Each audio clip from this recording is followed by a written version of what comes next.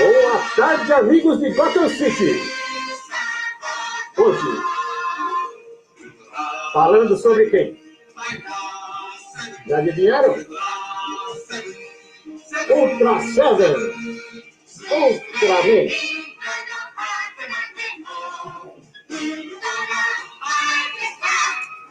Boa tarde, amigos. É isso aí. Estamos aqui, começando mais um programa Bate-Base no ar. A apresentação de Renato Araújo. Apoio técnico agora de Gabriel. E aí, Gabriel, beleza? Beleza. Bate-Base nas redes sociais. Facebook, Instagram, YouTube, Twitter, Tumblr e Pinterest. É só você digitar Fã-Clube Bate-Base, ok? Além do nosso blog, para quem não sabe, é o fanclubebatebase.blogspot.com, tá bom? Eu quero mandar uns agradecimentos a toda a minha família. Vó, um beijo. Minha avó fica assistindo todo o programa, tá? Olha só. Para minha mãe também, mãe, beijo para você. Todo o pessoal da Bate-Base aqui que nos segue, tudo. A Beatriz Cabanhas, da Expo Batman 80, tá? Lembrando que agora nós temos o patrocínio da loja Mini Cars Brasil. Tudo em miniaturas para a sua coleção. Acesse facebook.com/carrosminis. Daí você manda uma mensagem para o senhor Victor Sena. Ele vai achar o carrinho que você quer, a motinho, a nave, o que você precisar, tá bom? Lembrando das promoções, nós temos agora no momento o sorteio de um par de ingressos para Expo Batman 80, no Memorial da América Latina, tá? No final do programa nós vamos fazer uma pergunta aqui com os meus convidados, tá? Nós vamos sortear um par de ingressos.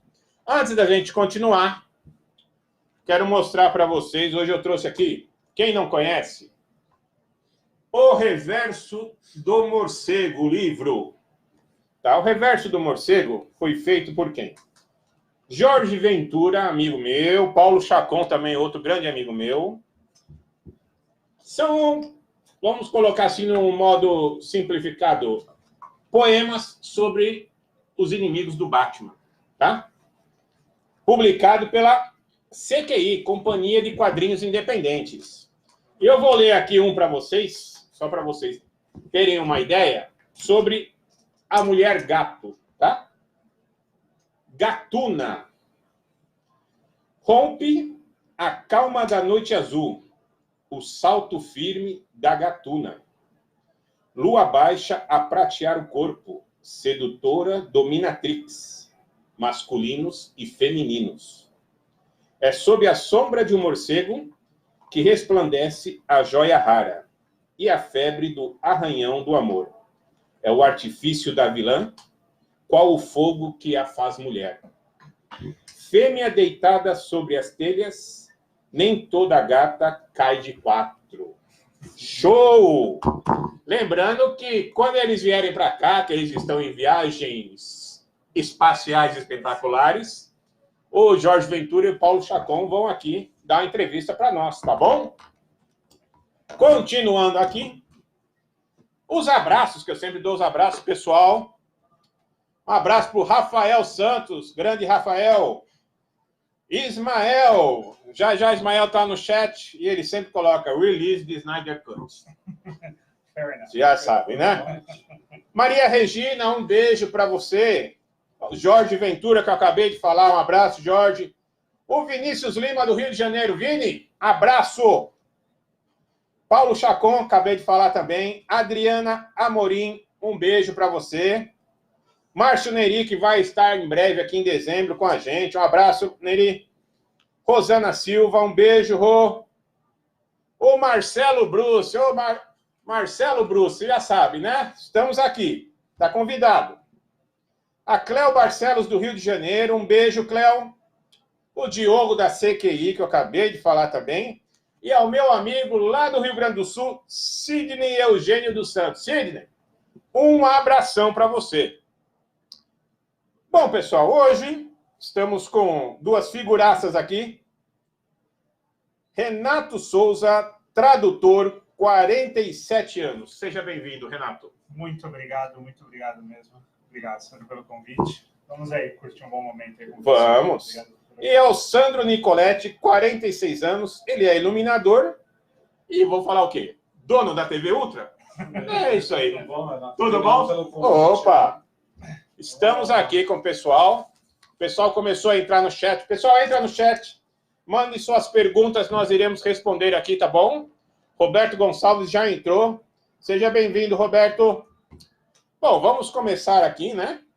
Alguém já viu sobre o que é que se trata, né? Não sei porquê. Já pegaram a ideia? Já pegaram a ideia. Já abraçaram a ideia. Né? Vamos começar aqui com o Renato. Renato, meu xará. Brother, Renato. De onde veio esta paixão pelo Ultra 7? Essa é uma das perguntas mais deliciosas de responder. Amor incondicional desde a infância, né? Eu lembro das experiências com aquela televisão preta e branca, Telefunk, General G. Aronso, aquelas coisas antigas. Coisa nova. É? Seletorzão lá. O seletorzão que você ficava lá, clac. Quando queimava, você trocava a vela. Exatamente. Né? E essas experiências foram tão interessantes, né? Porque fez parte de uma infância de tanta gente.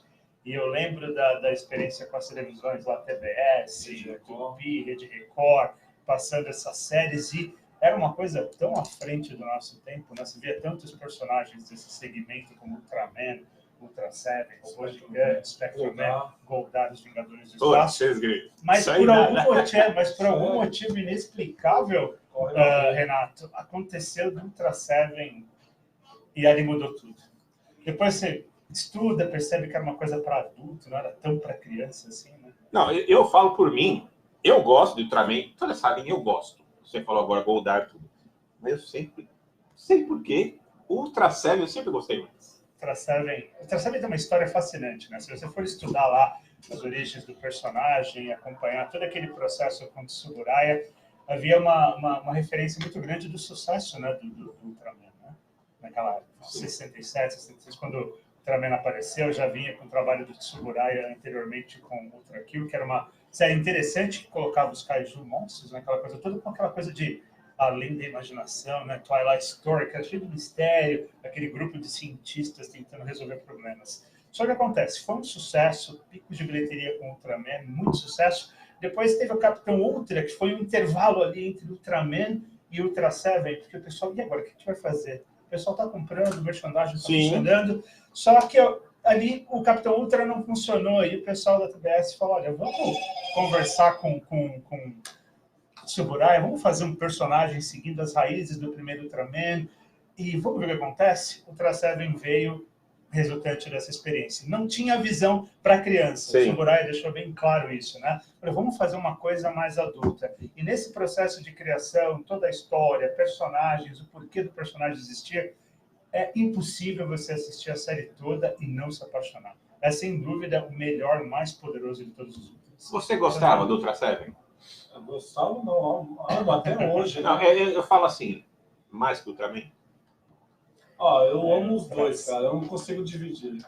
O Ultraman é tão bom, né? Mas o Ultra 7, ele perturba, ele mexe com você. Peraí, já me deixaram ontem. Pessoal, quem o Vini, do Rio de Janeiro, e o Ismael já me deixaram um monte de perguntas aqui para você, viu? Opa! E umas perguntas que nem eu imaginava. Perguntas de fã, assim, tá?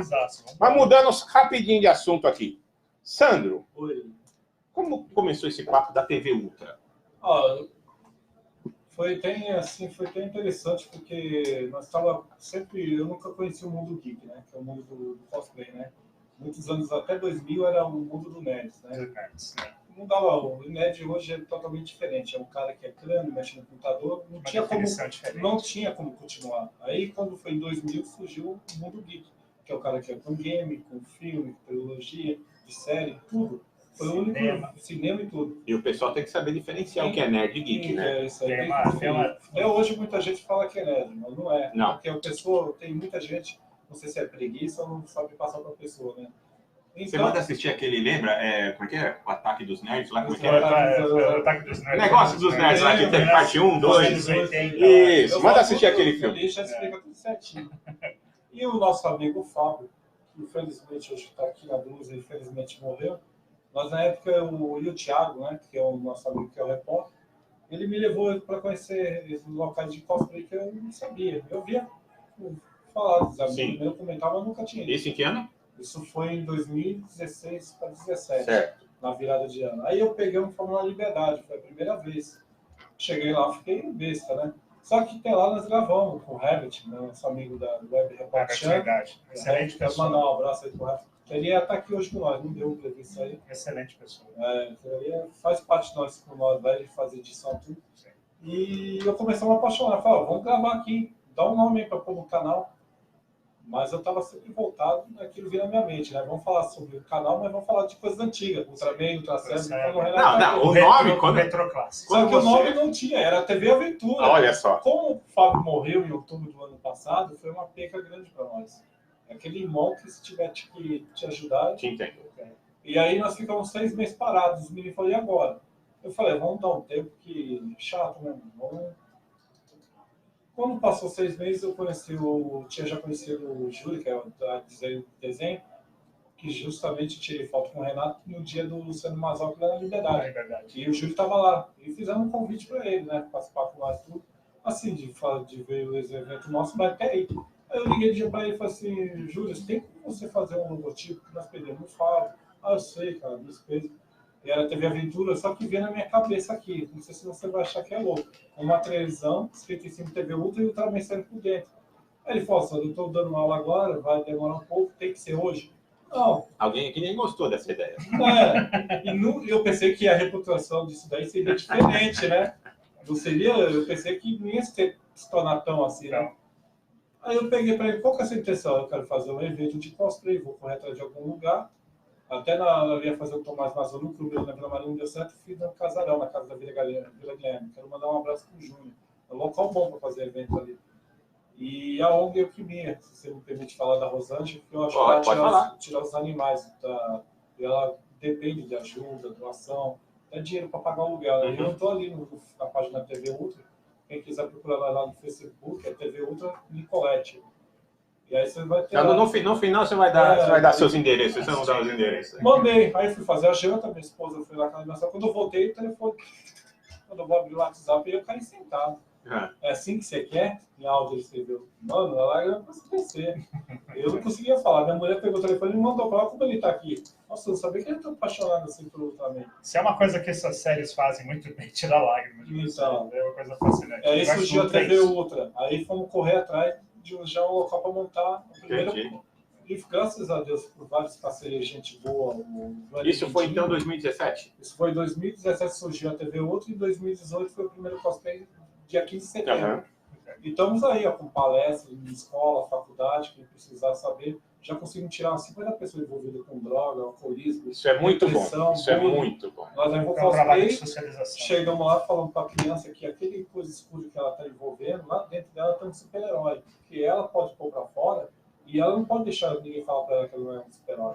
Através dessas palavras que nós passamos e levando o cosplay igual o Renato lá, você tem que ver, mostrando aquela minha falou, nossa, eu tentei se matar, hoje eu sou um cosplay, minha vida é outra. Eu parei com as drogas, graças a vocês trazendo mais o mundo geek. Então isso aí é uma felicidade. Hoje nós estamos correndo atrás de patrocínio, não pensando na empresa, entendeu? Mas também com esse dinheiro ajudar essas pessoas que estão querendo sair desse mundo ruim. E você sabe que não é todo mundo que entende isso aí, tá? Não. Eu não vou falar, né, que a gente não pode generalizar, mas existem empresas que às vezes você vai falar e acha que você está querendo só dinheiro para você fazer seu evento. Exatamente. Eles tentam ver isso pela coisa mais corporativa, capital, não pela função social. Sim, eu fiz 2 dias aí na faculdade de Zumbi, de Palmares, né? Foi 3 dias de exemplo, né? Da Conceição Negra, foi sensacional. Eu tive com um estante lá, foi muito legal os 2 dias. Né? Que legal. Nós divulgamos, deixamos um release do nosso trabalho aí. Tudo. E essa relação, por exemplo, de questão social, de ajuda, trabalho voluntário, serviços, não é uma coisa que acontece só nessa esfera que o Sandro colocou. Eu vejo muito disso do trabalho do cosplay de rua. As pessoas, como elas lidam, elas abraçam, elas choram, elas se envolvem, elas querem saber mais. De uma certa maneira, você tem ali uma relação de afeto, de aceitação, né, dos personagens. Isso é uma tese que envolve todos os personagens de vários segmentos, né, que trabalham no mundo cosplay, mas em especial esse grupo do Tokusatsu, principalmente o Ultrasev e o Ultraman, que é de uma geração dos 40, 50 anos, é impressionante a forma como essas pessoas precisam do toque, precisam abraçar, sentir para ver energia. Você sabe o que eu lembro aí, Renato? Eu não sei se o Sandro lembra disso, que eu fiz um evento de 2005 no Shopping Internacional de Guarulhos.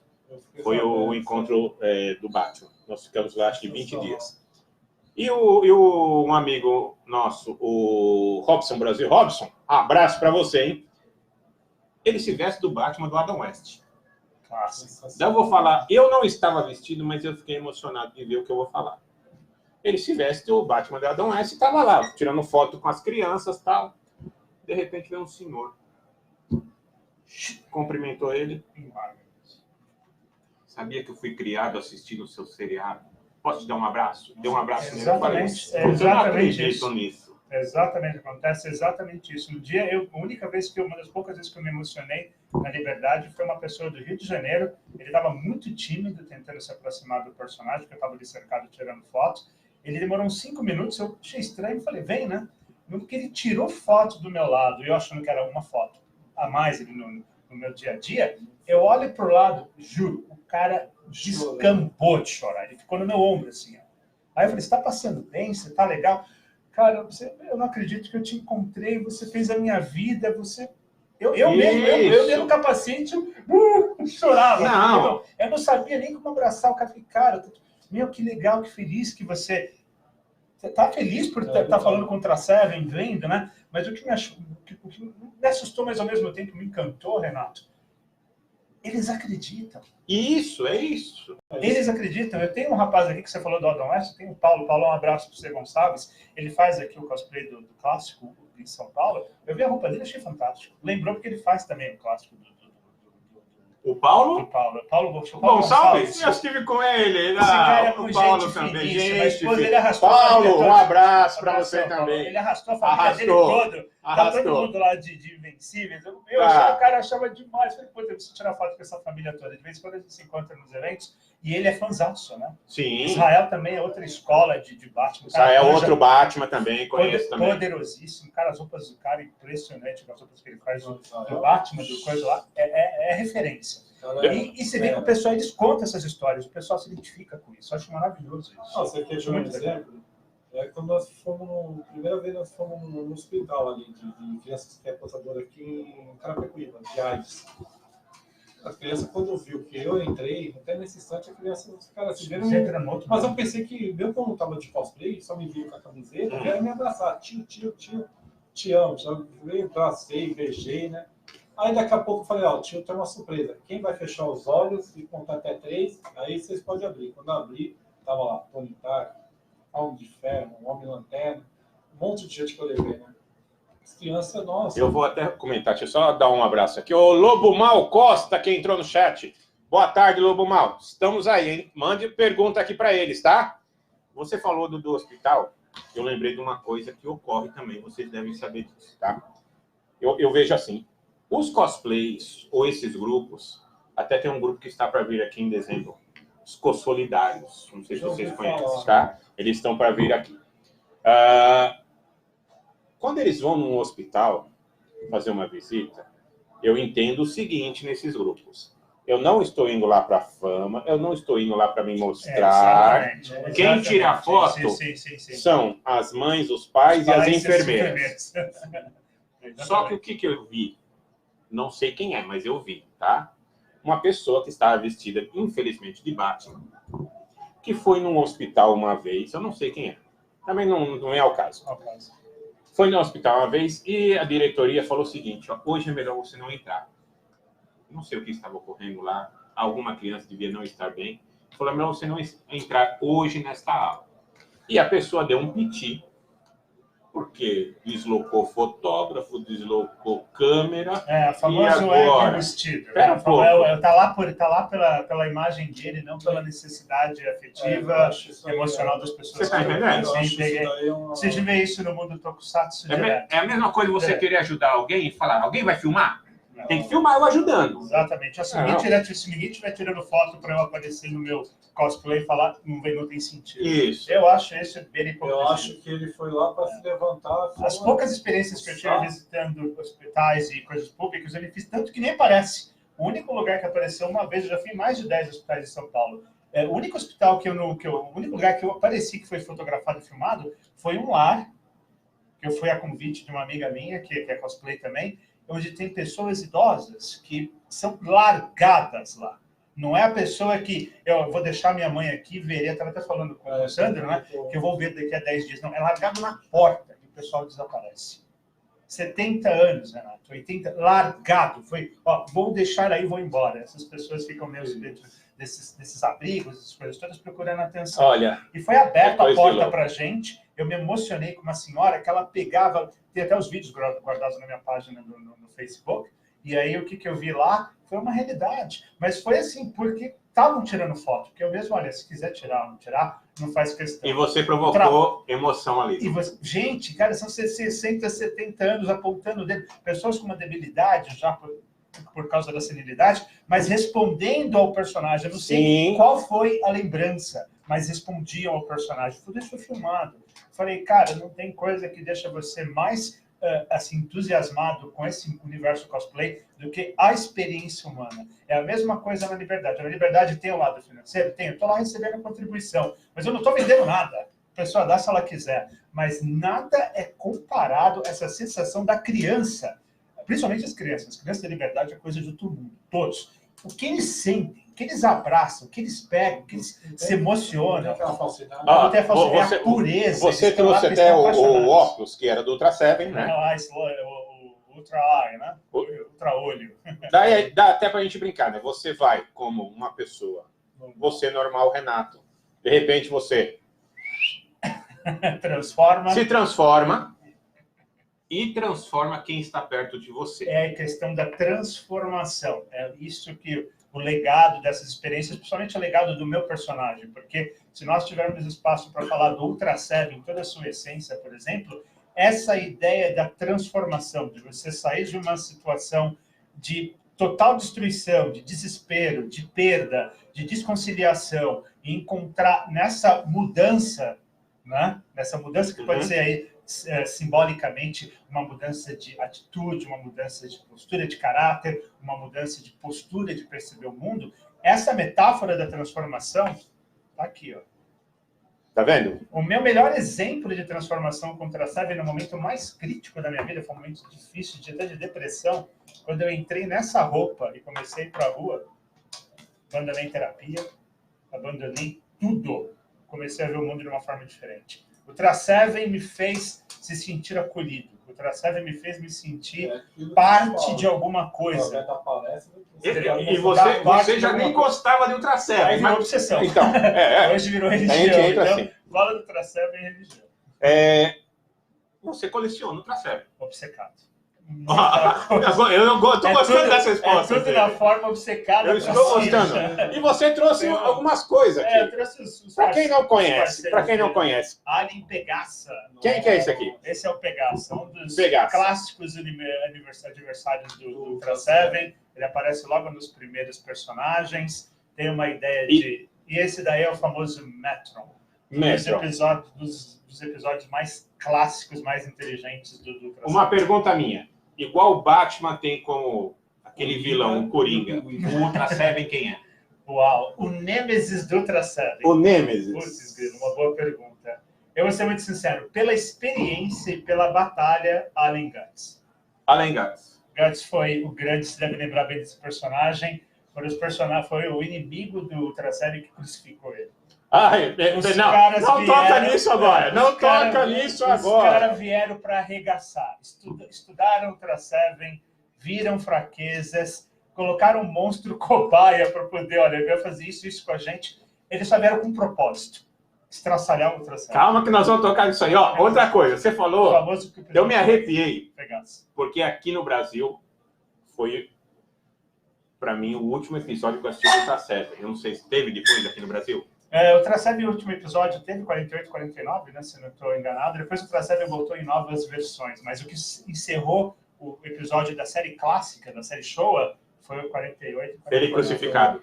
Do Ultra Seven foi a batalha contra o Alien Panel. Essa aconteceu no episódio, acho que talvez, não sei se foi 37, 38, foram episódios anteriores. Foi bem no midterm, foi bem na metade da temporada. Que foi dramático, né? Olha aí só. Depois das 2 episódios finais do Ultra Seven, esses entraram... Estou falando com a pessoa certa, já sei. Esse vai emocionar, porque tem muita história por trás desses 2 Deixa eu perguntar uma outra coisa aqui, agora para os dois.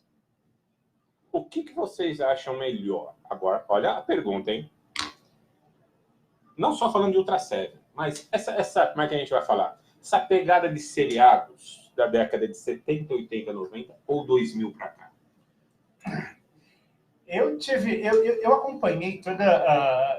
dos anos 80 e 90, eu peguei ali a adolescência, né, nos anos 80. A gente assistiu uma parte da infância e uma parte da pré-adolescência e adolescência, quase a fase adulta no final dos anos 80. O que nós pegamos, o que eu peguei aqui no Brasil por experiência pessoal? A gente pegou o que a gente chama de era Showa, né? Essa fase clássica aí do período que envolve Ultraman, Ultra Seven e outros 4, 5 personagens da série. Eu vi uma evolução técnica desde aquela época, apesar que tem muita coisa recente que não bate as clássicas. Eu fico impressionado com a qualidade, né, de trabalho, de dedicação, de amor dos primeiros trabalhos. Mas, assim, é inevitável que houve uma evolução técnica, computadores, aquelas histórias todas, mas houve um desastre, minha opinião. Tem muita gente que discorda disso, mas teve um desastre nas histórias e no desenvolvimento de personagens. 2000 para cá? De 2000 para cá. Eu diria até de 95, 96 para cá, sabe, você pega aquela época do Metal Hero, do Super Sentais, que começaram a ter muita influência nessa época, né? Tem uma nova geração que surgiu, não é da minha geração, mas eu conheço pessoas dessa geração que gostaram, mas eu achei que sempre houve uma evolução técnica, mas em termos de história, tem muita gente que discorda, acha que o Super Sentai, Metal Hero, Jaspion, tem histórias maravilhosas. Eles têm uma história simpática, mas eu não acho que é aquela coisa que você internaliza, que você talvez leve com você se você for um fã regular. Só se você for um fã daqueles no meu caso, eu posso dizer para você que eu prefiro já na década de 78 para cá, né? Porque quando surgiu o National Kid, sim, eu fui assistir com meu irmão. Ainda passava na Record em preto e branco. Exatamente. Passava na Band. Na Band, sim. Né? E depois, quando surgiu para cá, na época já do Ultraman, Changeman, foi até 84, foi até 85, então, pela Rede Manchete, eu já separei ali, né? Porque para mim, mano, não tem foi um outro ciclo, foi uma outra visão, foi um outro ciclo. E eu acho que foi muito cedo ter tirado o Ultraman para a série. E eu acho que um desacaso também com o Spectreman, entendeu? Cedo no nosso histórico, né? Porque de 67... Porque o Spectreman, quando surgiu, era para ter fechado com a Globo, não deu certo, aí o SBT abraçou, naquela época. E foi um sucesso. Foi um sucesso, só que foi muito esquecido. Hoje você chega numa pessoa, o que você lembra naquela época de 69, 70, 80? Para mim é Ultraman, Ultra Seven, Goldar, né? Robô gigante. Mano, isso também. Não, aquela roupa ridícula. Não tem graça. Eu acho que depende do que valor, dois marcados. Renato, respondendo a sua pergunta, quando eu falei, por exemplo, de essência e qualidade, eu também estava me referindo também ao legado das histórias e ao legado do que se fala dentro de cada série. Você pega, por exemplo, uma série como Ultra Seven, eles estavam muito à frente do tempo deles. Você tem questões de ambientais, você tem questões de tecnologia. Eles falam de nanotecnologia dos episódios. Nanotecnologia você está falando agora. Os caras falam... nós vamos chegar nisso aqui. Tem umas perguntas para ele disso aqui. Os caras falam de coisas inacreditáveis. Eu tenho um back-off guardado com o primeiro vídeo do Japão, me trouxe. Depois eu posso ter clonagem. Como eles falam? Clonagem. Já estava nos começos de 67, dos personagens, clonagem. Coisa que surgiu no Brasil agora para nós, naquela época ele já tinha. Eu acho que não é só no Brasil, não, viu? Mundial. E eu não vejo esse pessoal dos anos 90, por exemplo, oferecendo algo que é novo e está vendo hoje. Eu vi alguns episódios de Flash, no Changeman, mas aquela historinha, aqueles conflitos existenciais. Ele está quase tocando nas perguntas que eu vou ter que fazer. Eu vou ser linchado, porque o pessoal sabe que eu sou meio contra esse universo. Eu gosto porque tem os amigos. Deixa eu só mandar um abraço aqui, quem entrou mais. Aqui, a Daniela Calabraro. Tarde, meninos. Boa tarde, Daniela. Um beijo, tá? Olha, tem umas perguntinhas aqui que eu estava falando para você. Nem eu esperava. Nem eu estava pensando nessas perguntas. E depois que me mandaram, tá? Eu vou falar assim, os meus assistentes, né? Como é que fala? Os universitários, tá? Então me mandaram aqui. Vamos já ler um aqui, perguntar. Deixa eu ver uma aqui, já pegando isso aí que você está falando aqui, tá? Vamos essa aqui, simples. De onde vem o Ultra Seven? Agente Espacial 240, planeta M78. Olha! Explorador de universos, de planetas, ele viaja, faz seu turismo planetário. Um dia ele encostou no planeta Terra. Cara, que lugar lindo, é aqui que eu vou ficar. E aí começa toda uma história sobre como surgiu o Ultra Seven. Primeiro ele já encontrou uma espécie de hospedeiro para ele, que inclusive é até diferente, né? A forma como ele se transforma. Ele clona, né?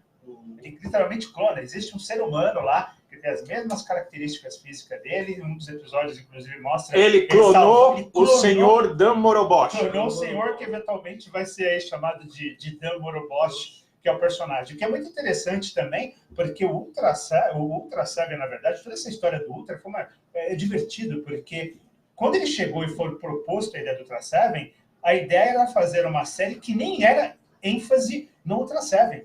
Ele começou com o Grupo Espacial 7, que foi a primeira ideia do Suburaya. Aí a ideia evoluiu, a TBS não gostou muito dessa história de caras lutando no espaço. Não, vamos fazer, mas vocês podem trazer um herói, uns monstrinhos pra gente, para bombar, porque eu quero vender brinquedo, boneco. Aí o Suburaya repensou a ideia, começou com esse Ultra Eye, que era o nome do título, mas tinha um nome escondido, que os caras não queriam entregar para concorrência nada direito, colocaram lá Redman, mas na verdade chamava Ultra Eye, o nome dessa possível série. Bom saber. E aí no roteiro, durante a produção, criação, eles estavam lá com esse nome, né, para contar toda a história, mas estava em segredo esse Ultra Eye. Só que depois a TBS olhou e falou, cara, tá bonitinho os nomes, mas Ultra Seven, vamos nessa? Pronto, Ultra Seven. Surgiu, porque tem muita teoria sobre a origem dele, né? Diz que é o 7º membro, né, que vem para agregar para o Esquadrão Ultra, né? E eu fiquei sabendo recentemente que tem uma história de que o Dan, ou Ultra Seven, que era uma das propostas iniciais do roteiro, ele faz parte de uma raça humana que já vivia muito tempo na Terra antes dos seres humanos. É louco. Vocês estão vendo isso? É loucura, mas ele é quase um ser evoluído. É um outro que tem a habilidade de se transformar. Era uma das ideias do roteiro original lá que o pessoal foi. Depois, essa outra parte todo mundo já sabe. Clonou um ser humano lá, se aproximou do Esquadrão Ultra, veio para agregar. E você falou em clonagem. Mais uma perguntinha aqui. Antes aí, eles fizeram umas perguntas boas. Você viu que já foi? Por que o Esquadrão Ultra e a Patrulha Científica nunca se encontraram? Existe uma... eu acho que já... existe o Clube Marvel aí, que com as ideias de multiverso. Isso! Parece que a série evolui em universos diferentes. Cara, eles não colocaram por um simples motivo, porque nunca tinham a ideia de fazer uma série com personagens em forma de um ser sequência do outro, ser família do outro. São histórias diferentes no planeta Terra, tá certo, mas se passa no planeta Terra. Por que eles não se encontraram? Vamos aceitar assim, é um universo paralelo dentro do planeta Terra, para poder facilitar a coisa, não pode ter outra explicação. Mas eles chegaram nessa pergunta por causa daquele episódio do Ultra Seven, precisou da ajuda dos dois Ultraman. Então, só o que acontece, o Ultra Seven, por exemplo, nunca teve como, o próprio Suburaya não tinha essa ideia, os próprios produtores falaram, vamos tentar fazer uma coisa diferente, nós já temos Ultraman, que é infantil, roupa, alto, monstros, vamos tentar fazer alguma coisa diferente. A única coisa que o Suburaya tinha em mente no começo era trazer o conceito de esquadrão. Tanto que quando foi, o próprio nome eu falei para vocês, é Esquadrão Espacial 7, porque eles não estavam preocupados com um super-herói vindo do espaço, eles iam resolver a coisa com o esquadrão aqui, muito modelo do Ultra Kill, que tem um grupo de cientistas que luta contra monstros. Só que acontece, eles gostaram da ideia merchandising, né, da coisa, de ter um herói que pudesse se transformar, que tivesse um appeal legal, né, com o público, e que tivesse um outro público-alvo, uma outra abrangência. Se você vê a evolução da história da série do Ultra Seven, desde o primeiro ao último episódio, tá na cara que aquelas histórias não são para criança. Sim. Tá na cara. Isso eu concordo com você. A pegada ali é outra, a pegada é adulta. E na época o Japão o conceito de consumo no Japão quis explorar esse mercado. Eles tinham as crianças, né? Aí eles reclamaram que houve um problema na audiência do Ultra Seven. Bom, todos os filmes que vêm com sequências, temporadas, têm problema de audiência. O fato da audiência ter sido menor no Japão do Ultra Seven comparado ao Ultraman é porque esse conceito de monstros, de seres espaciais de ficção científica, já estava ficando saturada. O Ultra Seven estava bem nesse processo de transição. Ninguém reclamou das histórias. O público infantil caiu fora, foi procurar outras coisas. O público adulto ficou na deles. Manteve uma média de 19 pontos, de 20 pontos de audiência. E você trabalha com audiência, você sabe que esses números não é pouca coisa. E eles começaram com 30 pontos de audiência. O Ultra Seven começou com 40, chegou com um pico de 44, 43 no seu último episódio de Ultraman. O Ultra Seven teve uma queda, mas ele começou com 34. Tinha muita gente assistindo. Os 10 primeiros episódios, o pessoal ficou alucinado. Só que teve aquela queda normal, não perdeu em qualidade, e o último episódio foi a maior audiência que eles tiveram. Passava quase 8 horas da tarde na Rede Record. 40 pontos de audiência. Isso no Japão. No Brasil teve essas influências. Então, o conteúdo era maravilhoso. A história era muito interessante. Mas, em termos de desenvolvimento de história de caracteres, por exemplo, de personagem, são universos muito diferentes. Era um público muito mais adulto. Deixa eu só mandar mais um abraço aqui. Quem entraram aqui, ó, o Lima Locução, tem um programa aqui também, tá? O Lima. Abraço para você, Lima. Ele mandou aqui, ó. Boa tarde, irmãos. Bom programa, parceiro. Valeu, garoto. Um abraço. E a Rosana, que eu mandei aí um beijo. Olha lá, boa tarde, cheguei. Ô, Oi, Rosana, transformação para você. Ó, seja bem-vindo, hein? Manda a pergunta aqui, ó. Ultra Seven, tá? Ó, aproveitando que a gente estava falando disso, aqui, ó, olha as perguntas. Ultra Seven e Ultraman estariam em terras diferentes? O que aconteceu foi o seguinte, depois da ideia de não fazer essas partes separadas, o Ultraman foi um sucesso, o Ultra Seven foi um sucesso, alguém, né, teve um hiato, né, porque o Tsuburaya caiu fora e foi fazer o Mighty Jack, que era o sonho dele, né? Fazer outros tipos de personagens lá para o trabalho dele. Só que teve um vácuo aí de 1, 2 anos até a chegada do regresso do Ultraman, que é do Ultraman Jack. Aí os caras falaram, bom, sabe, né? O Ultraman fez sucesso, o Ultra Seven fez sucesso, vamos misturar tudo, vamos criar um universo ultra, vamos fazer esses caras se unirem. E aí foi uma coisa, assim, fantástica. Todo mundo lembra do famoso encontro num dos episódios mais dramáticos, né, do Ultraman Jack, né? Quando ele apanha feio, os caras levam, e depois quem chega no segundo episódio, tá todo mundo triste, né? Eu já pensei em cometer suicídio, porque o Ultraman tinha sido assassinado pelos poderosos do espaço, né? Negrume e Knuckles. E aí o que acontece? 6, 7 minutos, 10 minutos do segundo episódio, que eram 2 partes, quem aparece voando? Primeiro aparece a música, que eu estranhei. Peraí, essa música é do Ultraman.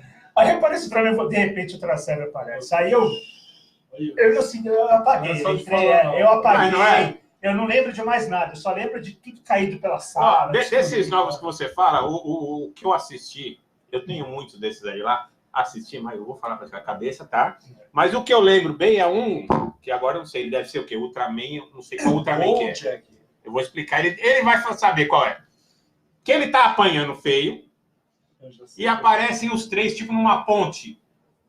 Os 3 de uma ponte. Peraí.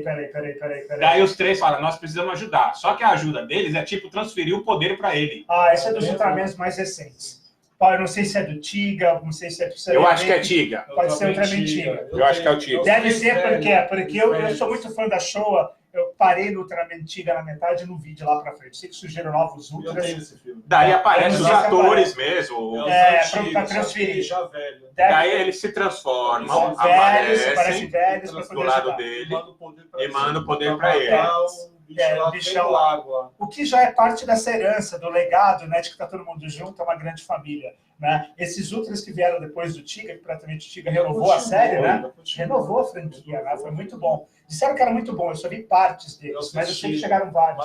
Mas tem para ver aqui no Brasil, mas não está ainda em TV. Né? E isso tudo teve o quê? O boom aqui foi o quê? Da Rede Record? A Record foi o que mais... TVS foi muito forte também. A TVS foi forte, mas a Record foi mais ainda. No Rio de Janeiro passava na casa. Ela segurou muito o Ultraman, Ultra Seven. Segurou muito. Naquela época, pra tinha logo, tinha logo, tinha colocaram, investiram. E ali preto e branco. Você lembra que o logotipo da antena da Rede Record era assim, né? Aquele monte repetido. E daqui a pouco vinha um logo redondo assim e parecia Ultra Seven. E era 18 horas, minha mãe até brigava comigo na época. 6 horas da tarde. Eu quero assistir a novela, eu vou querer tinha 12 anos. E você, na TV Ultra? Quando você fala, eu sou da TV Ultra, e já imaginam Ultraman Ultra Seven? Vem na memória. Eu desacreditei que no evento que eu fui ali do Olho Mendigo, até que eu mandar um abraço pro Rodrigo, eu nem comentei isso pro grupo. Eu tava ali com a minha esposa, o Anderson, para fechar o cosplay, que eu fui agradecer o Rodrigo, né, pela parceria, que ele ia mudar o horário no domingo para me trazer os cosplays pro meu evento, né? E o meu, como era recente, novo, e os deles já estavam quase cada um 15 anos, 20 anos, né? Tem que tirar o chapéu tanto pro Alex da Aeramix e o Rodrigo, né? Da Mendigo. Aí eu fui lá, uma senhora voltou assim, me viu com a camiseta. Meu Deus do céu, você tem uma TV chamada Ultra? Eu falei, não, eu tenho uma empresa chamada TV Ultra. Eu tinha 12 anos quando assistia Ultraman, Ultra Seven. Eu pulava, uma vez eu quebrei minha perna. Minha mãe quis me matar, porque eu falava que eu era Ultra Seven. E você compra essa ideia. Então, aí hoje eu perguntei, quantos anos ela tem? Eu tenho 76 anos. Nunca esqueci. Vejo meu Na Liberdade eu tenho muito dessa experiência, porque tem muitas pessoas ali, descendentes direto dos japoneses, que viveram na época do Japão e assistiam lá. Eles passam, conversam com você, Ultraman, Ultra Seven, né? Hi. E você conversa e eles vêm falar da experiência de assistirem da mesma forma. Só o arigato e arigashimasu. Eu fico emocionado, porque quando eu fiz o evento, eu fui para ajudar a ONG, né? E o incrível que pareça, meu evento não foi tão grande de manhã, por causa teve aquele movimento por causa dos 2 eventos grandes, né? Uhum. Mas à noite, ao fim da tarde para cima, com o Diogo Miyahara, Diogão, beijão aí. Meu, foi sensacional. E o que incrível que pareça hoje, que todos os eventos que eu sou convidado, que eu quero agradecer o Ed da N Momentos, né? Brasil, agradecer o Rodrigo da Aeromix, agradecer também o Portuga, né? Da loja dos anos 80. Grande Portuga. Gente finíssima, faz parceria com nós. O primeiro Bocado, que é geek, que é o Eduardo, que eu queria que você trouxesse ele aqui. Não. Ele conhece tudo sobre de Batman e vende também, né? Não querendo te cortar, aqui me veio uma coisa. Me veio uma coisa na mente agora. Quando você é criança, na época a gente assistia isso. Eu lembro que aquelas brigas, né, de moleque? E eu, às vezes, agora que eu lembro, olha o que veio na mente agora conversando com vocês. Às vezes eu tava assim, eu falava, pô, por que eu não podia fazer isso? Pegar o Icelander. Você sabe que tem uma história maravilhosa sobre essa arma aqui. Olha. Isso daqui é uma patente altíssima no esquadrão. Você sabe o que é o significado disso aqui, né? Daqui, não, já vamos. Fala para ele. Isso daqui é uma patente, não é todo Ultra que tem o privilégio de ter isso. Isso aqui significa, acho que é praticamente o Tora, o martelo dele, em equivalência. Isso aqui é uma patente militar. Escala, o Ultra Seven passa a ter uma hierarquia de comando maior no meio dos Ultras e ele recebe isso. Força-chefe. E você tocou num assunto que eu vou fazer uma pergunta agora. E sabe o que significa essa... O que significa? Isso aqui é o 7 em japonês. Olha! Você sabia? Isso aqui é o 7 em japonês. Que legal! E ele se tornou como fosse um líder, né? Da família Ultra. Praticamente, tanto pela China era show, tanto que ele ficou com muita referência, que ele aparece em vários episódios. Você vê que o Ultraman não aparece em todos, mas você vê que toda vez ele ficou tão marcado, ele foi melhorando com o tempo. Por isso que ninguém se preocupa com a audiência. Ele teve uma audiência muito boa naquela época, mesmo já nesse período de saída do consumidor para esse universo fantasioso. Mas você pode ver que tem vários Ultras aparecendo, continuação do Ultra. Então, sabe, ele não parou na série clássica, ele volta para a Terra, depois ele volta para a Terra, tem uma nova história. Olha só. O universo, a gente ficaria aqui horas. Peraí, deixa eu só ler mais uma aqui. A Rosana aqui, ó. Eu adorava Ultra Seven, lembro do Dan Moroboshi e seu visor energético e ultra-olho. Olha lá, Rosana, é isso aqui que você lembra? Tá vendo? A gente estava falando disso aí, e tem até uma pergunta aqui. Se eu não achar, mas eu sei ela de cabeça até. Vamos lá. Isso, achei aqui. Qual a quantidade de Ultras na família? Olha, eu vi uma colocação. Eu sou filho do show. Né? Quando me passaram essa pergunta aqui, essa foi a pergunta do Vinícius Lima, do Rio de Janeiro. Vini, estou lendo a pergunta para ele, tá? Eu lembrei de uma coisa, parece que eu vi uma coleção, não sei se é da Bandai, que eram 30 e pouco. Eu acredito que ele está por volta de 34, 35. Se eu não tiver eu estava chutando em 34, 36 por ali. Deve estar mas eu acho que é um pouco. Que eu lembro por nome, que são da era Showa, então, não incluindo o Tiga, porque é de uma outra proposta. Você teve lá o Ultraman, o Ultra Seven, depois teve o Ultraman Jack, depois veio o Ace. Então, parece que tem o Ultraman Saturno, né? Que é o último. Dessa nova geração, né? Tem o Ultraman X. Tem o Ultraman Saturno. Mas, do clássico são 6. São Ultraman. Tem o Ultraman Zoff, que já existia, mas nunca teve uma série com ele. Ele aparece logo no último episódio do Ultraman, quando ele é derrotado pelo Zeton, aquele insetão gigante ali. Certo. Esse é o Nemesis do primeiro Ultraman. É pancadaria feia aqui. Quando ele derrota o Ultraman, Zoff vem para a Terra. Zoff é um outro Ultra, não teve série dele. Ele aparece lá e vem salvar o Ultraman. Olha, você tá mal, vou te levar embora, deixa o Ayaka aí, a cápsula... Ele vai voltar para a vida dele e vou te levar embora. A casa caiu aqui, vou recuperar você. Ultraman Zoff, Ultraman, depois vem Ultra Seven, Ultraman Jack, que ficou famoso aqui como o regresso de Ultraman. Depois você tem... Aí o que acontece? Os inteligentes da produção brasileira na época pararam com os Ultras. E o Japão foi embora, continuaram lançando, já tinha coisas lá passando. Veio o Ace, que é maravilhoso, mostra muita coisa da cultura japonesa. Depois veio Léo Tarô, veio Ultraman Léo, Astra, veio Tarô, né? E aí entra ali Ultraman Father, Mother, no máximo ali uns 8, 10 dessa primeira geração. Tem quantas mulheres? Não, nesses 30 e pouco. Yurian é a primeira. Tem a Ultraman Mother, tem a Yurian. Que eu lembro são 2 ou 3. Agora surgiu mais um. Surgiu mais uma rosa. Uma rosa. Então, você fica se escondendo, mas você olha pra caramba.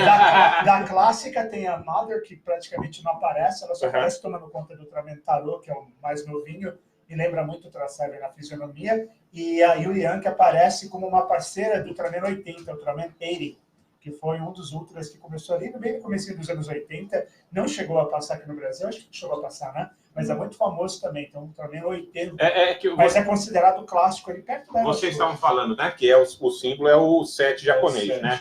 Então, e nisso eu vejo muita gente falando, então, Ultra Seven tem isso. Ultraman não tem. Daí tem outro que tem o chifre.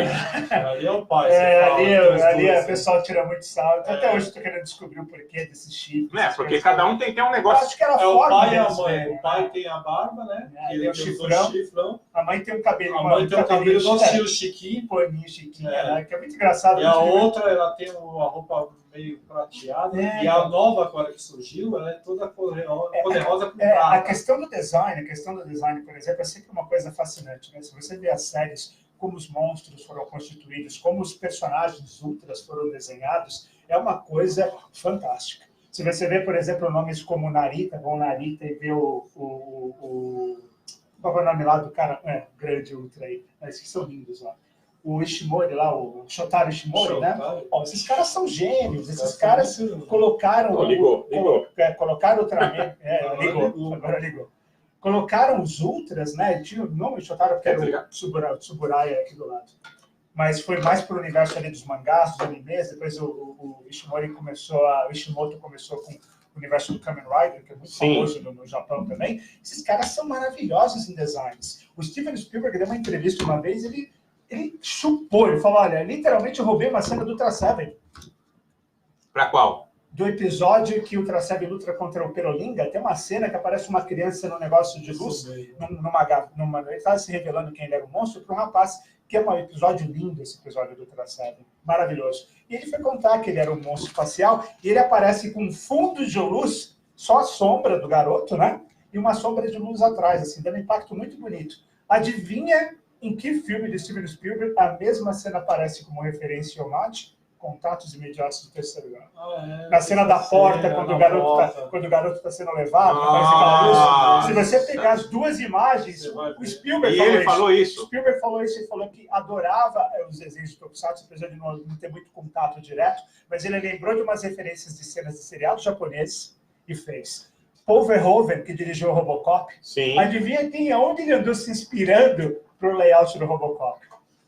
Shotaro Ishimoto, os desenhos dele com os Giban, Cybercop, aquelas coisas que ele fazia lá né, da época dele, os designs de robôs, aquela coisa, os americanos não conseguiam conceber dessa maneira, eles estavam muito mais além. Basta ver a concepção de robô que Perdidos do Espaço tinha. Tinha boas histórias, mas era aquele robôzinho. Não, e você tocou numa coisa que tem até uma pergunta aqui, que é o seguinte, eu acho que tem a ver em tudo agora. A pergunta é, qual foi a importância, né, no caso, Ultra Seven e Ultraman para Changeman, Freshman e etc. Isso em tudo.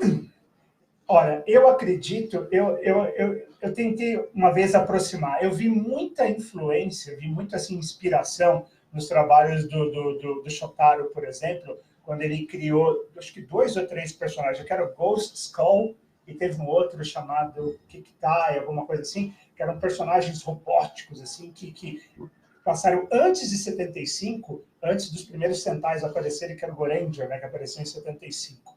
Antes disso, tinha esses episódios individuais. A história, a estética, influenciou muito o surgimento desses teamwork, sabe? Esse trabalho de grupo, que os caras se juntam para poder defender a paz. Para quem não conhece, o que é um Sentai?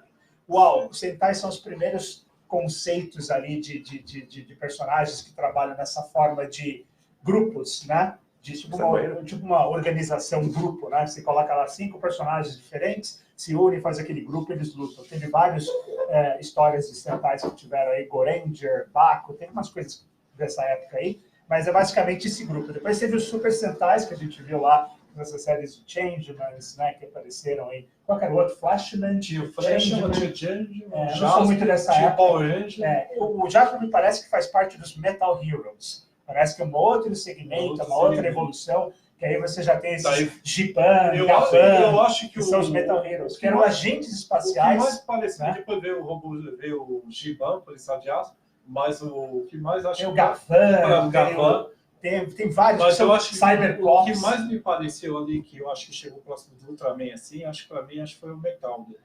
Porque eu não vi nada forçado, eu vi bem criativo ali, né? Sim. Porque ele era um humano, criado por um cientista, que era o filho dele que tinha morrido, e ele construiu um ciborgue.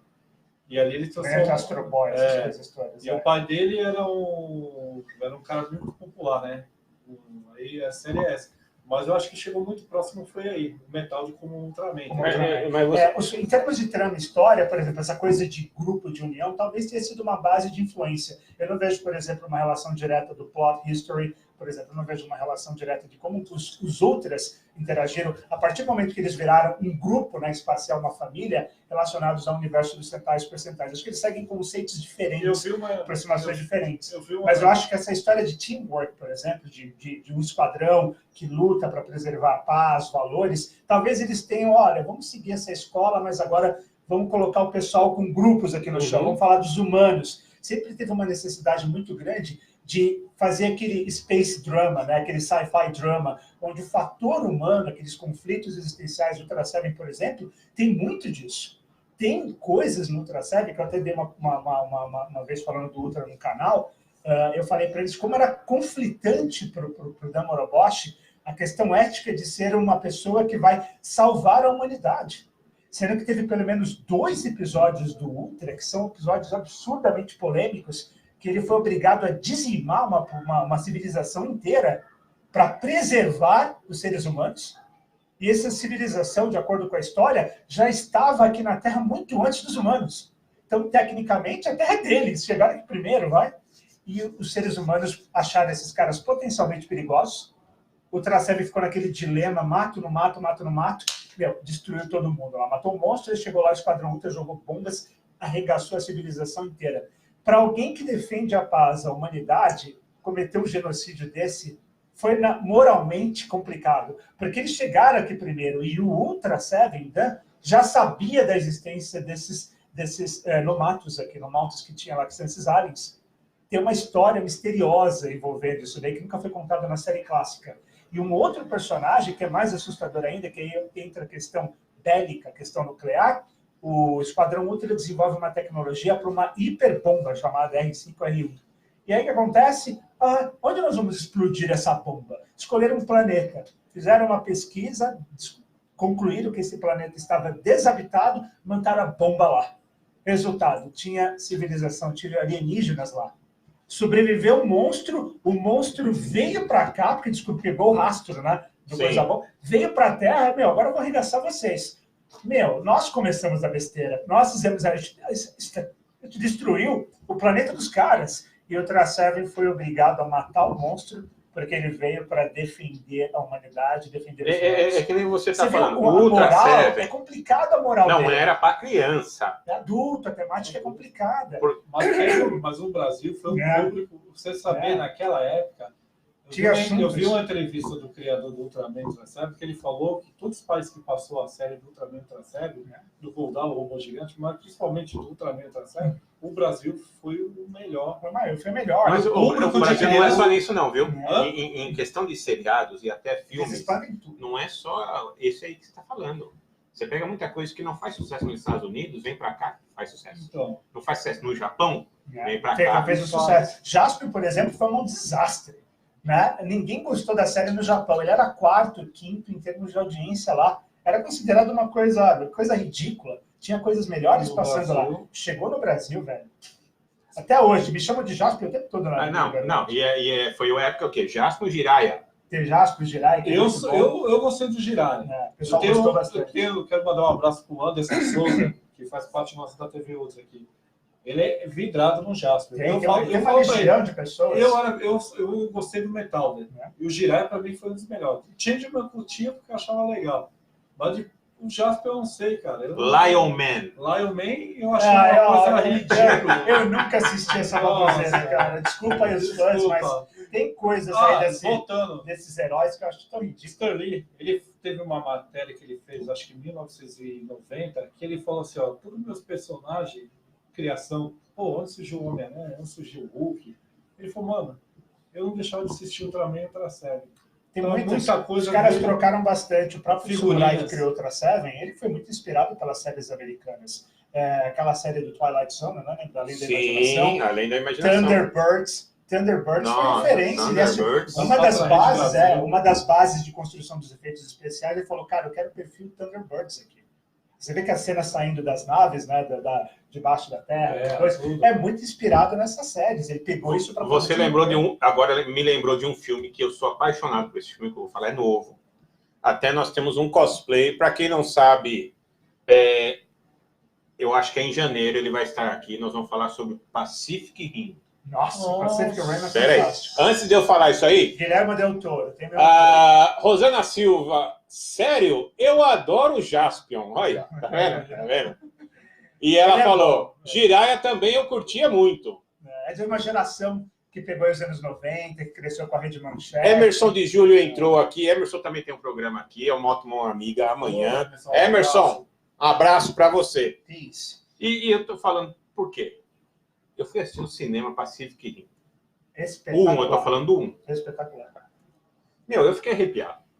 O cara levou a sério. Guilherme Del Toro é absolutamente obcecado por Tokusatsu. Tem uma foto dele com o Baltan, um dos monstros do Ultra, do lado. Até surgiu um comentário de que ele estaria lá. Ele é apaixonado. Desculpa te cortar. Mais uma pergunta. O que é Tokusatsu?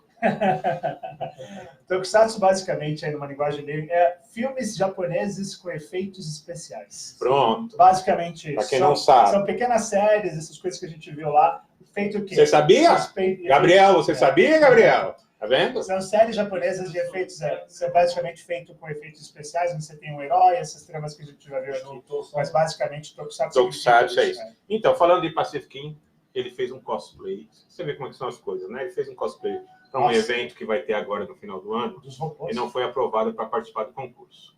Ele fez o robô inteiro. Tá? Provavelmente estava bom demais. Ele tá o Gipsy Ginger ali, ó. Lindo. Tá? Só que ele vai vir aqui, tá? Aquele robô é espetacular. Tá? Agora ali, aqueles monstros também, não é só o robô. São os kaijus, né? Os kaijus. Só que os kaijus não é de hoje. O Guilherme Del Toro fez questão de falar, vai ser kaiju. Eu quero que seja, não quero monstro, não quero... E o kaiju, praticamente o nome, surgiu Godzilla, por... Eu já ia falar, né?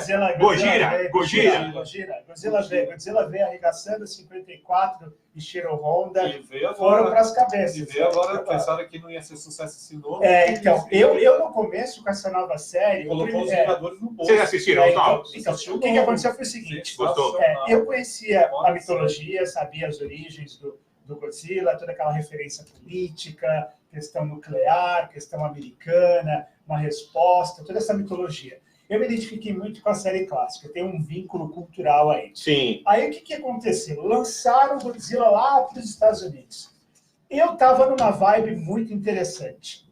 Né? Eu já tinha visto algumas produções aí, essa mega produção hollywoodiana, e aí veio o primeiro Godzilla, teve comentário sobre o layout do monstro, a história, aí eu deixei passar, não fiz uma grande vibe. No segundo eu estava muito empolgado, porque veio Ghidorah, veio Mothra, aí eu falei, cara, agora o cara é fã, o cara vai fazer um filme que vai revolucionar. Eu até briguei com um cara no Facebook por causa disso, porque o cara falou que nunca chegaria ao pé dos clássicos, porque os americanos não entendem a cultura desses monstros, não entendem a cultura do universo Godzilla. O filho da mãe estava certo. Eu vi o filme, o novo... Não fica nervoso. Eu vi o filme, eu falei, não é possível. Eles não estragaram Godzilla, estragaram. Do novo, você está falando? Do novo, você acha que estragaram? Eu não gostei. Eu confesso, eu estava numa vibe, eu estava empolgado. Visualmente, são espetaculares. Visualmente, espetacular. Mas a história, os atores, o plot que criaram, desculpa, pessoal, se vocês gostaram. Eu achei um desrespeito ao Godzilla. Não gostei. Qual parte principal que você não gostou ali no Godzilla? O desenvolvimento dos personagens. Para que eles colocaram os atores? Só para completar uma ideia. Sim. Porque você não se identifica com os atores. Sim. Aí uma vez o cara chegou para mim, mas Renato, filme de monstro, eu não quero saber de ator. Eu quero saber do monstro, eu quero saber de porrada. Pô, faça porrada com história. Pacific Rim é o melhor exemplo disso. Os caras criaram uma história para poder fazer aqueles robôs. Pô, você falou agora, você lembrou o nome do monstro. Teve gente que foi ver Godzilla, não lembra nem do nome da Mothra, do outro dragão, não lembra, você lembrou. Quem é que vai lembrar do nome dos robôs que lutaram contra os kaijus? Não sabia nem da classe dos kaijus, nível 3, nível 4, nível 5. Não sabia. Não sabiam nada, não. Você lembrou. Então, aquela coisa, você incorporou alguma coisa além do filme. Godzilla não incorpora nada. Você só tem lá a história do Alpha Monstro, que vai lutar contra o super dragão, que eu nem lembro mais o nome dele agora, o Ghidorah, né? E aí, King Ghidorah, pancadaria, acabou o filme. Por que não envolve uma história? Por que não coloca um plot mais interessante? Tenta melhorar a qualidade disso. Eu fiquei preocupado. No começo, estava muito empolgado pela parte técnica. Eu vi os trailers. Mas você sabe, eu vou dizer, você sabe o que... É a cultura. Você está falando dos atores. Mas você sabe qual que eu acho ali? Que é o único que parecia que deu até uma certa emoção? Foi o Watanabe. Ken Watanabe. Sim, por causa daquela química, daquela história. Você vê que ele... Quando ele se sacrifica, eu achei legal. Apesar de ser uma coisa muito simples ali, né? Mas mesmo assim ele está puxando do Japão. Exatamente, as origens. Você tá? Mas você sabe que engraçado é que em relação ao Godzilla original, a história é totalmente diferente, né? Porque ele tenta matar o Godzilla, não tentar salvá-lo, porque no original ele joga uma bomba para acabar com o Godzilla lá. Aí eles fizeram essas mudanças. Você percebeu que é muito sensível? Às vezes você pega um fã raiz e vê um negócio desse, ele está até com uma mente aberta para aceitar essa nova versão do coisa. Mas não mexe nas estruturas. A Marvel comprou agora. A Marvel está com o próximo Tsuburaya.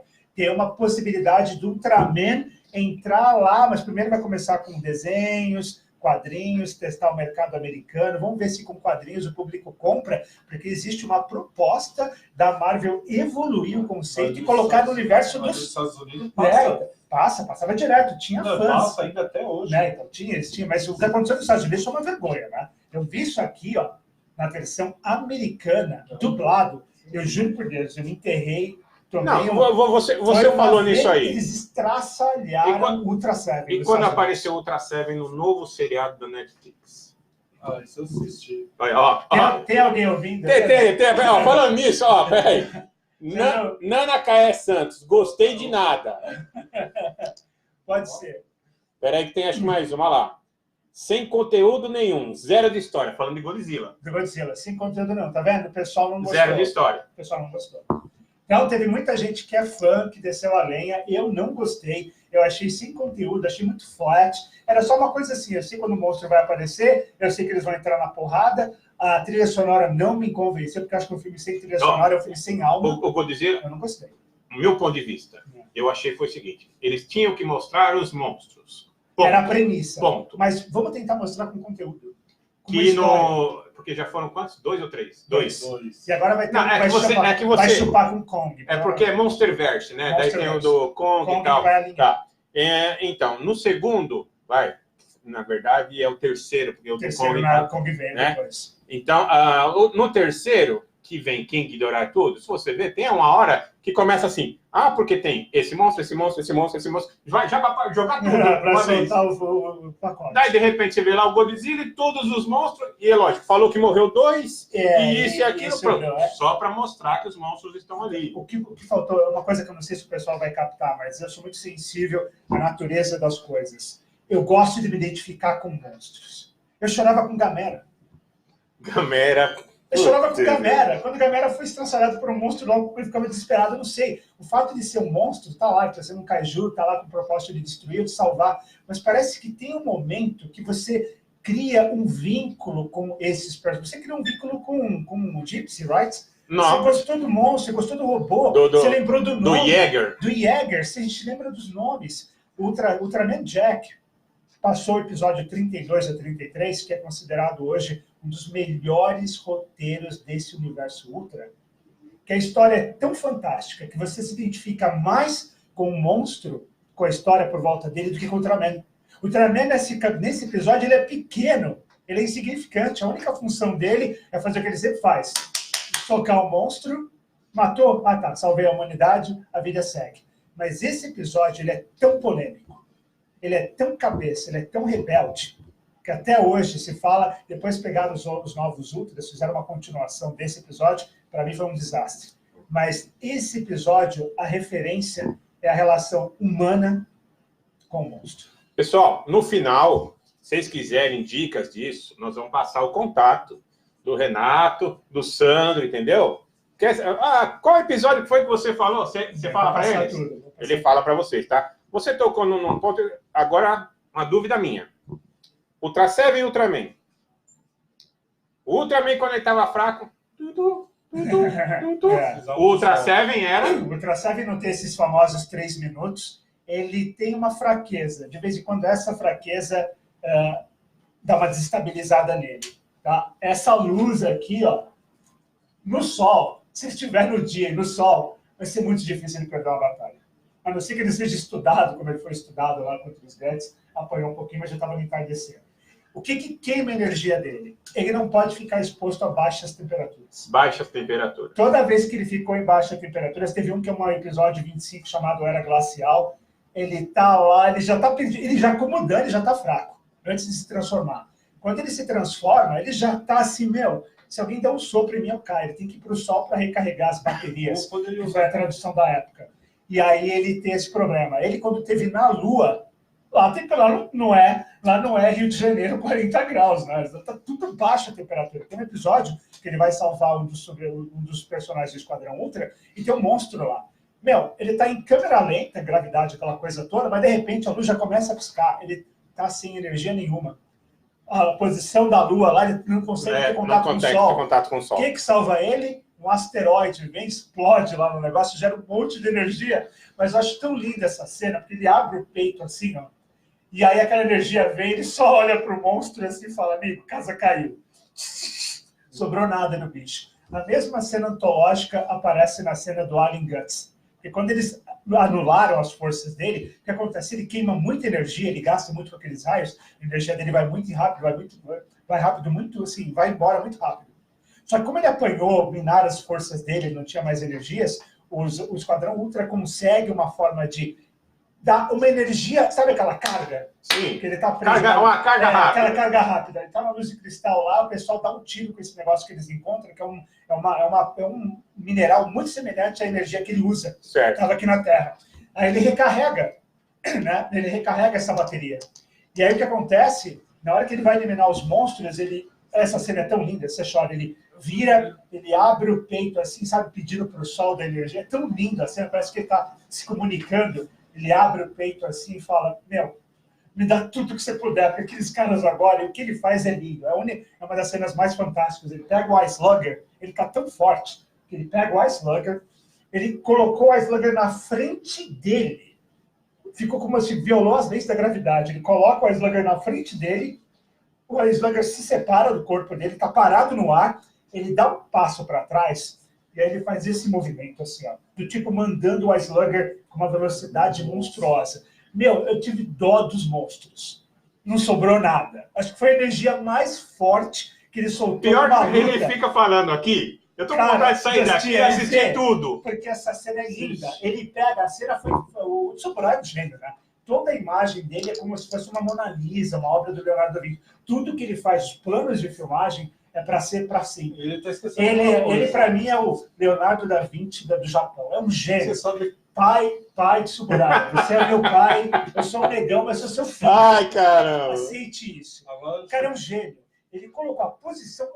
Dá para o Ultra Seven tem só uma face, mas parece que você vê a cara do Ultra Seven. Fala, cara, vocês me crucificaram, agora vocês vão levar o que vocês merecem. Ele descarregou toda a energia dele lá. Não sobrou nada do Alien Guns. O que ele está esquecendo?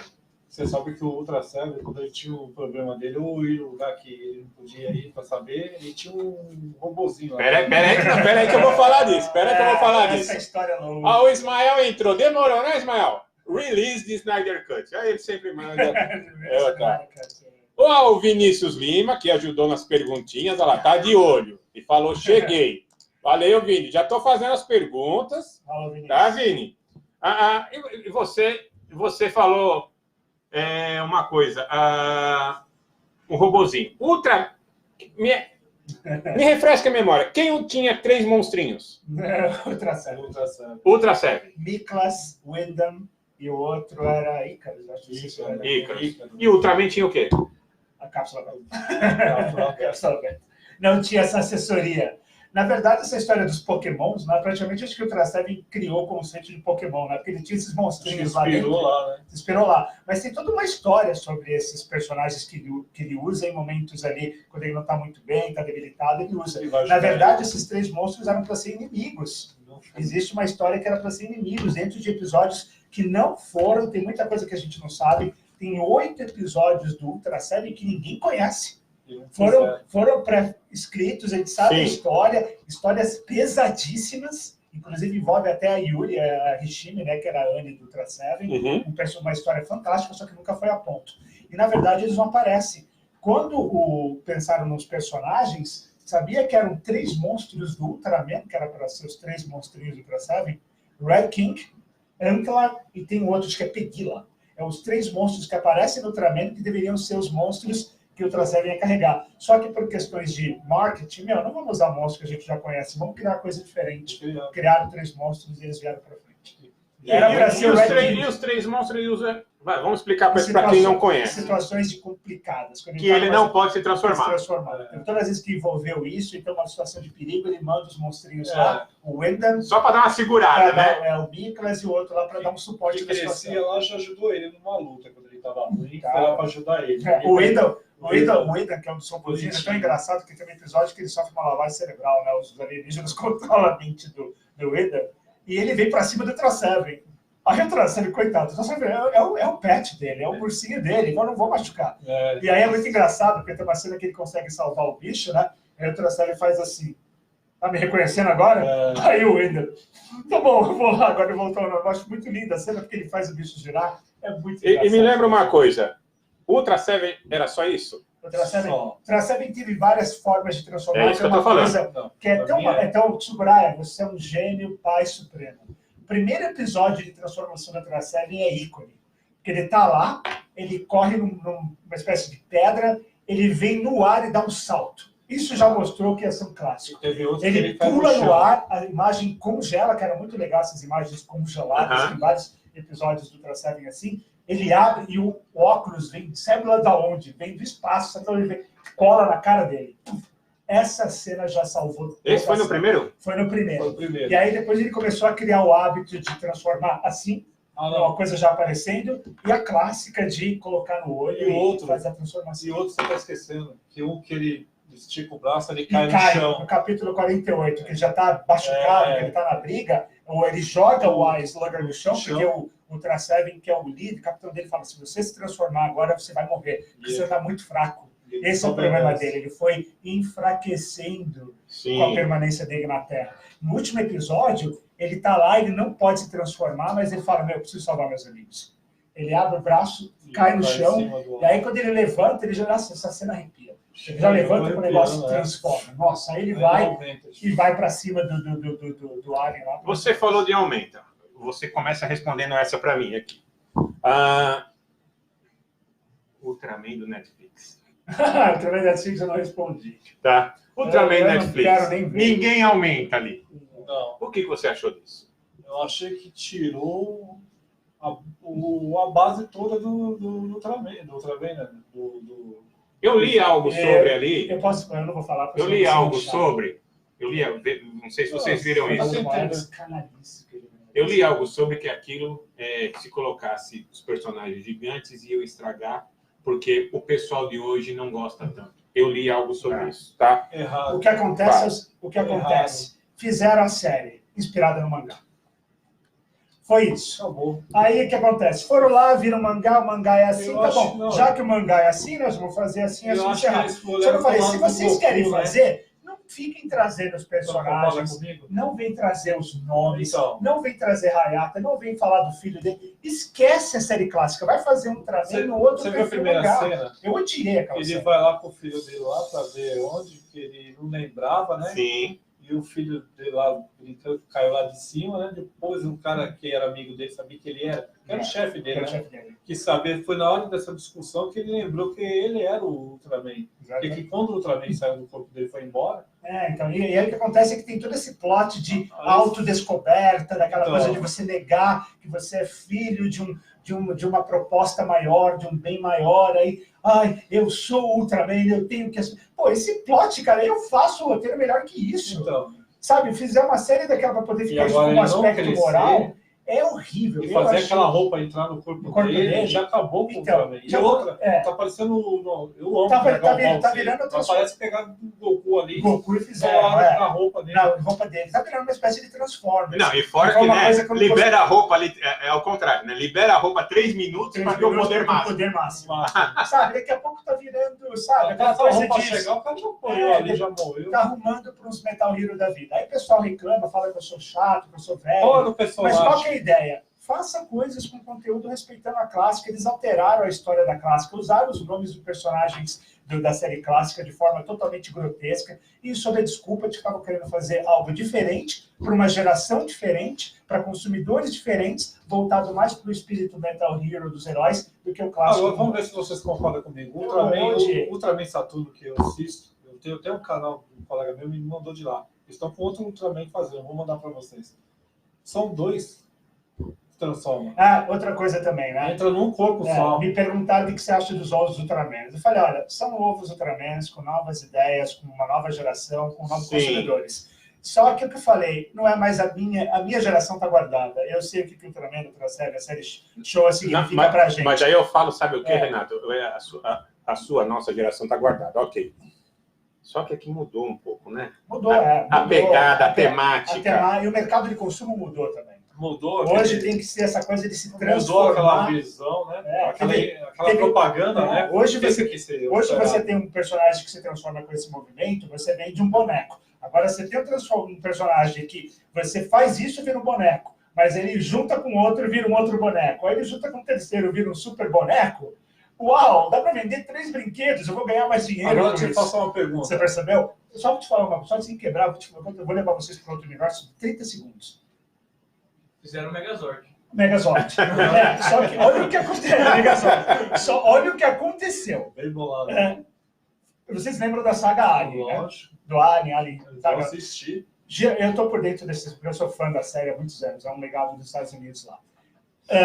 Fizeram vários diretores pro Alien 3. Cada um com uma história diferente. Lembra do Duro de Matar 2? Sim. O Renny Harlin é o diretor daquele filme. Chamaram ele para dirigir o filme. Até hoje eu rio com isso. Os caras falam, pô, mas a gente precisa renovar a franquia, o que você tem de ideias para esse Alien 3, esse Alien 2, né? Ele falou, olha, cara, legal, o Ridley Scott levou o Alien para esse mundo gótico, o monstro aparece progressivamente. Existe um trabalho artístico, né? Até você descobrir o que é o monstro. E esse é o psicológico desse filme. James Cameron levou o monstro para essa coisa mais assim, militarista, geração pós-Reagan, muitos Estados Unidos, bomba, mata, multiplicar o monstro, banalizou o monstro na multiplicação, mas ganhou uma história bonita. E aí quiseram fazer um filme, que era nos anos 90, né, auge do Tokusatsu, meu amigo. Olha a ideia desse cara. Ele queria fazer um Alien, onde os monstros, né, ou os monstros desenvolvidos em laboratório, porque os seres humanos tiveram acesso a eles, vêm para a Terra, há uma batalha aqui, o clímax dessa história foi absurdo. Tem lá o Rix, né, que é o sobrevivente do segundo filme, lutando contra eles, e na cena final do filme, na concepção dele, vários aliens juntam em cima um do outro, vira uma pilha enorme, vira um alien parecendo aqueles... Sabe aqueles... sabe aqueles flashbacks que o cara junta as partes para virar um robô gigante? O cara queria colocar, tipo, vários aliens colados um no outro, ele vira esse super mega... sabe, flashman monster. Eu chorava ali. Os caras olharam para cara, os diretores da Fox olharam para o Reni Harlin, tá de sacanagem que você vai fazer um negócio desse. Ah, mas por que não fazer um super monstro juntando tudo? Sabe aquelas dos flashman, quando eles juntam as partes que não robô? Qual hora os caras colocaram essa Ainda ideia? bem que não. Cortaram na hora. Falaram, muito obrigado, você tá indo embora. Ainda bem que não. Deixa eu só ler aqui, ó. O Vinícius falou, National Kid teria algo a ver com os Ultras? Não. Tem a ver com não assim, peraí. Não assim. Tem a ver com Tokusatsu. Não com a série dos Ultras. Tem a ver com o conceito do Tokusatsu. Tokusatsu, sim, mas não tem a ver com os Ultras. Mas os outros acho que inspiram um pouco, né? É o herói, né? É o herói. Se você for ver, muito desse conceito dos anos 60, a gente estava no período auge da Guerra Fria. Era muita espionagem, era muita coisa de serviço secreto. Muitos personagens vieram do Tokusatsu com esse conceito, né? O cara com máscara, né? O capuz, né? Aquela coisa da Marvel, que vai fazer justiça em nome da paz, da harmonia. Deixa eu só falar agora rapidinho. Pessoal, a gente está quase no fim. Tá? Você vê, o papo aqui tá... Olha, por mim, eu ficava aqui agora até... Tá? Eu vou ainda fazer mais uma última perguntinha, tá? Antes, Sandro, eu quero agradecer você estar aqui. Obrigado pelo convite, tá? É uma honra. E você vai voltar aqui, depois a gente vai falar mais coisas. Eu quero que você esteja com nós aí. Não. Você pera que você já vai falar já sobre seus eventos e tudo. Renato também já quero agradecer. Obrigadão, Renatão. Obrigado por ter vindo aqui, tá? Você está convidado de novo para voltar aqui, tá? Contar mais história do traçado. Umas duas últimas perguntinhas. Primeira, que não tem nada a ver com a série. Quem gosta do Batman? Todo mundo! Só que o meu conceito de Batman, eu passei a gostar do Batman, eu não conhecia nada de Batman, até eu conhecer Christopher Nolan.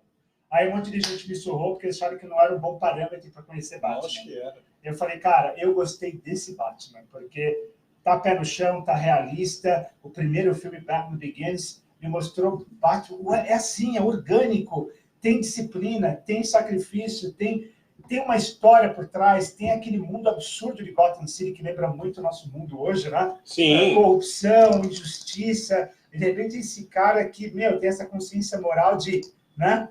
Uau, eu gostei a partir dali. Ali eu comecei a ver conteúdo no Batman, eu comecei a ver o lado gótico. Esse ator que ele está falando do Batman... Christian Bale. Eu tenho dois. Eu gostei. Esse que saiu agora da Liga da Justiça, que estava aí fazendo anteriormente, também achei... O Ben Affleck. Para mim foi ótimo. Agora, colocar o cara que fez agora o filme do... Robert Pattinson. Que é o que fez do vampiro. Esquece o vampiro. Vamos dar um pontinho para ele. Então, estão falando para deixar um voto de confiança. Mas sabe o que aconteceu? Depois daquela chifrada que ele levou, ele teve uma recaída nos bastidores do filme de Hollywood, né? Começou a chegar a cair em depressão, estado vejativo. Foi algo particular dele. Que mexeu com ele. Então, aí o diretor, como sabia que ele era um moleque que não tinha problemas, não teria nada com bebida de droga, essa coisa, também potencial. Ali qualquer um passa por aqui. Então, todo mundo passa. Você fala, que a gente, todo mundo fala, brincando, ele levou uma chifrada. Então, mas eu vou ser sincero com você. Quem não levou, né? Quem Quem deu a chifrada nele, eu acho que foi a que perdeu mais. Perdeu, porque ele ficou... Porque o cara tinha conteúdo. Porque o diretor só usou, abusou e jogou. Tá, e outra coisa, não sei quem tá dela, mas Kristen Stewart, eu acho ela sem sal, sem açúcar, sem tudo. Mas não é nem atriz, ela é um experimento. Ela tá nas Panteras agora. Você tá brincando. Ela é a loira das Panteras. É uma porcaria, por sinal. Pra mim, filme das Panteras que o pessoal eu vou falar assim, certos modinhas e que não tem o que falar. Tiraram estão falando que ninguém tá gostando. Tiraram a câmera. Começou outro. Lacração. Começou a lacração. Falaram que ninguém tá gostando porque as heroínas são mulheres. A gente não assistiu o seriado?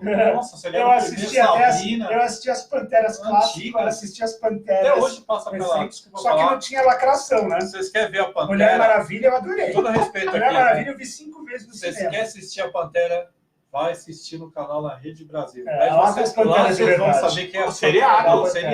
Falaram da Capitã Marvel. Eu achei a Capitã Marvel. Vocês vão encontrar lá Iris, vão encontrar lá Shazam. Vocês vão encontrar lá a Linda Carter, que é a Mulher Maravilha. Linda Carter, Mulher Maravilha. Se bem que a Gal Gadot... 70 anos, tá linda até hoje. Eu não acho que ela chega aos pés da Linda Carter. Nossa, até hoje é uma boa atriz para fazer o filme. Mas se você está falando negócio de lacração, eu vejo o seguinte.